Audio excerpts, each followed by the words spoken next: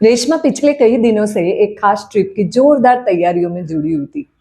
कपड़े धोकर प्रेस हो चुके थे, बैग में सामान भर दिया गया था। अब उसका मोर्चा था खाने की तैयारियों की ओर। बेसन के लड्डू, शंकरपाले, सेव, चिवड़ा, एक से बढ़कर एक स्वादिष्ट व्यंजन उसने बना लिए थे। पर उसे याद था उसकी सासू माँ को शुगर है, इसलिए उनके लिए उसने कम चीनी के लड्डू और फीके शंकरपाले अलग से बनाए और कहा, सासू माँ देखिए, इस डब्बे में आपके लिए बिना चीनी के शंकरपाले हैं और लड्डू है। वह सुबह 4 बजे ही उठ गई थी। रास्ते में खाने के लिए गर्मा गर्म पूरियां, सब्जी, सैंडविचेस, 2-3 तरह की चटनियां तैयार करके डब्बे में पैक कर दी थी। रेशमा और उसके मायके वाले एक साथ एक ट्रिप पर जाने वाले थे। माता पिता, चाचा चाची, मामा मामी, भाई भाभी, उनके बच्चे, लगभग पूरा परिवार जाने वाला था, जिसके लिए एक बड़ी बस भी बुक की गई थी। रेशमा बहुत ही एक्साइटेड थी इस ट्रिप के लिए। वो और उसके साथ उसकी बेटी अंजलि भी जाने वाली थी। रेशमा ने अंजलि को जल्दी उठाया, उसे तैयार किया और खुद का भी सारा सामान समेटा। तभी उसकी मामी का फोन आया। वह दौड़ती हुई गई और फोन उठाया। मामी ने उत्साहित होकर पूछा, बेटा सब तैयार है ना? हम थोड़ी देर में निकल रहे हैं। रेशमा ने कहा, हाँ मामी, सब तैयार हो गया है, बैग भी भर चुकी है, अंजलि भी पूरी तरह तैयार है, बस मैं अभी ड्रेस चेंज करती हूँ। फोन रखने के बाद वह कपड़े बदलने के लिए कमरे में गई। तभी उसकी सासू माँ की एक दबी हुई आवाज आई, रेशमा। आवाज सुनते ही वह बिजली की तेजी से दौड़ती हुई आई। देखा तो सासू माँ पसीने से तरबतर थी। वे मुश्किल से बोली, रेशमा मेरी पीठ में बहुत तेजी से दर्द हो रहा है। रेशमा ने उन्हें तुरंत सहारा देकर आराम से बिस्तर पर लिटाया। सासू माँ ने फिर कहा, बहुत अजीब सा और बेचैनी सी महसूस हो रही है। रेशमा तुरंत बोली, सासू माँ आप शांत रहिए, मैं अभी डॉक्टर को फोन करती हूँ, हम तुरंत अस्पताल चलते हैं।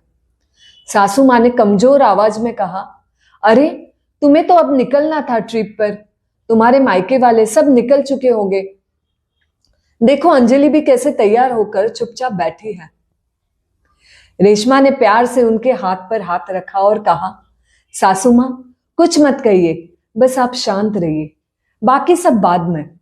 उसने तुरंत भाभी को फोन किया और बिना, आप सब लोग ट्रिप पर जाइए, मैं नहीं आ पाऊंगी। भाभी ने चौंक कर पूछा, क्या हुआ दीदी? आपने तो कहा था सब तैयार है। रेशमा ने बताया, सासू माँ की तबीयत अचानक बिगड़ गई है, उन्हें सीने में और पीठ में दर्द है, बहुत पसीना आ रहा है, मैं उन्हें अस्पताल लेकर जा रही हूँ, मैं आपको बाद में कॉल करती हूँ। रेशमा ने फोन रख दिया, लेके गई, कार निकाली, सासू माँ को अंदर बैठाकर उसने अंजलि से कहा, अंजलि बेटा दादी माँ को कसकर पकड़कर बैठो, बिल्कुल हिलना नहीं। अंजलि ने तुरंत कहा, हाँ माँ, मैंने दादी को कसकर पकड़ लिया है। रेशमा ने बिना देरी किए गाड़ी चलाई और तुरंत अस्पताल पहुंची। वहां पे उसने पहले ही गाड़ी में से फोन करके बता दिया था, इसलिए एक कर्मचारी रेडी था, व्हील चेयर लेके आया, सासू माँ को उस पर बिठाया। उस सासू माँ को तुरंत अस्पताल में भर्ती कर दिया गया। डॉक्टर ने ईसीजी लिया और रेशमा से गंभीर होकर कहा, अगर तुम उन्हें समय पर नहीं लाती तो। डॉक्टर अपनी बात पूरी नहीं कर पाए। रेशमा का दिल ही बैठ गया। उसने घबरा कर पूछा, भैया क्या हुआ? डॉक्टर बोले, उन्हें हल्का हार्ट अटैक आया है, लेकिन तुम चिंता मत करो, मैं हूं ना। और एक बात, सागर यानी रेशमा के पति, सागर को कुछ मत बताना, उसे ऑफिस का टेंशन है और आज उसकी जरूरी मीटिंग भी है। रेशमा ने पूछा, सासू माँ को कुछ गंभीर तो नहीं होगा? डॉक्टर बोले, बिल्कुल नहीं, मैं हूं ना, मैं सब संभाल लूंगा। उन्होंने नर्स को दवाइयां लाने भेजा और रेशमा से कहा, तुम उनके पास बैठो, मैं बाकी इंतजाम करता हूं। रेशमा की आंखों में आंसू थे। रेशमा भगवान का नाम ही ले रही थी। सासू माँ ने प्यार से कहा, रेशमा मत रो बेटा। रेशमा रोते हुए बोली, अगर मैं ट्रिप पर चली जाती और आपके साथ यह सब होता तो मैं खुद को कभी नहीं माफ कर पाती सासू माँ। सासू माँ बोली, ईश्वर जो चाहता है वही होता है। सागर जाते समय तुझे कह गया था, एक काम छोड़ना, लेकिन माँ पर ध्यान देना। और तुम मेरा कितनी फिक्र करती हो। मैं ही जिद कर रही थी तुझे ट्रिप पर भेजने की, क्योंकि सागर को वक्त ही नहीं मिलता। और अंजलि अब बड़ी हो रही है, उसे भी बाहर जाना अच्छा लगता है। तू हमेशा मेरी खातिर और अंजलि की और तुम्हारी दोनों की भावनाओं को दबा कर रखती है। यह मैं समझ नहीं पाती क्या? डॉक्टर आए और बोले, रेशमा, उन्हें कम से कम 3-4 दिन तो यही आईसीयू में रखना पड़ेगा। रेशमा बोली, ठीक है भैया, जैसा आप कहो। सासू माँ को आईसीयू में शिफ्ट किया गया। तभी सागर का फोन आया। अब क्या करे, यह सोचकर रेशमा घबरा गई। डॉक्टर बोले, फोन मुझे दो, मैं बात करता हूं। डॉक्टर ने सागर से कहा, मैं मंदार बोल रहा हूं। सागर बोला, डॉक्टर मंदार आप? तुम हॉस्पिटल में हो, लेकिन वहां कैसे? अपने बीवी से पूछा। डॉक्टर बोले, आंटी को थोड़ी बेचैनी थी और पसीना आ रहा था, तो रेशमा उन्हें लेकर यहां आ गई है। तुम चिंता मत करो, वह आईसीयू में है। रेशमा और अंजलि दोनों यही है। सागर बोला, माँ कैसी है, फोन दो मुझे। डॉक्टर बोले, अभी वह सो रही है, जागेंगी तो बात करवाऊंगा। सागर बोला, ठीक है, फोन रेशमा को दो। रेशमा ने फोन लिया और शांत आवाज में कहा, सासू माँ की तबीयत थोड़ी खराब हो गई थी, इसलिए मैं उन्हें लेकर हॉस्पिटल आई। चिंता की कोई बात नहीं, मंदार भैया है ना, तुम अपना काम करो, हमारी चिंता मत करो। सागर बोला, मुझे पता है, तुम हो तो मुझे कोई बात की फिक्र नहीं, पर मेरा काम ऐसे भी खत्म हो गया है, मैं तुरंत फ्लाइट से आ रहा हूं। रेशमा बोली, ठीक है, आ जाओ। रेशमा अब थोड़ी शांत हो गई और पास से बिस्तर पर बैठी। बैठे बैठे उसको नींद आ गई, क्योंकि सुबह से वह लगातार भाग दौड़ कर रही थी। तभी सागर हॉस्पिटल पहुंचा। आईसीयू का नाम सुनते ही वो बेचैन हो गया था। जैसे तैसे अंदर गया, देखा माँ सो रही थी। पास में रेशमा बड़े प्यार से उनके पाँव दबा रही थी।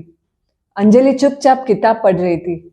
सागर को देखकर सासू माँ ने कहा, बेटा तुम इतनी दूर से आए और तुरंत यहाँ आ गए, बैठो थोड़ी देर, मुझे कुछ नहीं हुआ है और कुछ होगा भी नहीं, क्योंकि रेशमा जैसी बहू है और तुझ जैसा बेटा हो तो उस माँ को कुछ नहीं हो सकता।